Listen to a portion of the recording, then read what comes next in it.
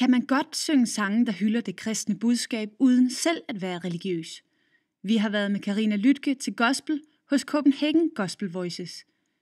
Fælles for sangerne er ikke deres tro, men deres glæde til musikken.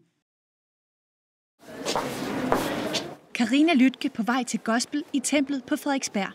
Her kommer hun 1 gang om ugen med sin veninde. Og Karina er ikke i tvivl om, hvorfor hun går til gospel.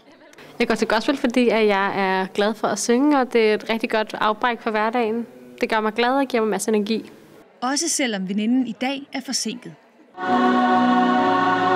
Først skal stemmerne varmes op. Syngemusklerne skal masseres. Og så skal der synges. Selvom sangene har poppede melodier, handler de hverken om ulykkelig kærlighed eller bristede drømme. Vi synger om Gud, om at han viser vejen, og så skal man bare gå efter ham og høre hans stemme. Og jeg er jo ikke specielt religiøs, så nogle gange så kan det være meget voldsomt at stå og sige Praise the Lord og Amen og Halleluja.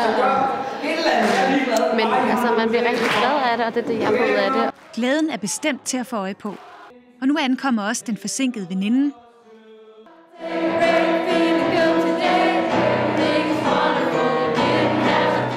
Der er lige tid til at hvile stemmerne.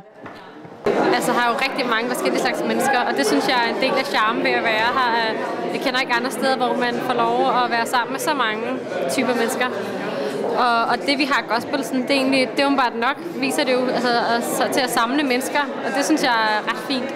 Traditionen tro slutter aftenen af med en sjæler.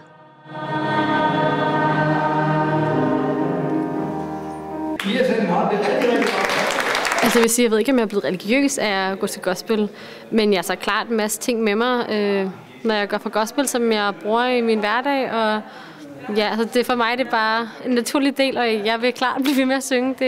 Det gør mig bare glad. En gospelaften er slut, både for dem, der tror, og dem, der ikke gør. Og Copenhagen Gospel Voices er åben for alle hver torsdag i templet på Frederiksberg. Det eneste krav er, at man har lyst til at synge.